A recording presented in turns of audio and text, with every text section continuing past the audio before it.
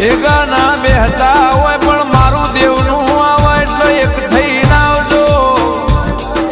તમારા મોણના પૈયા હોય મારા દેવના પૈયા ના હોય એવી મારી જોગમાયાની વાતો છે.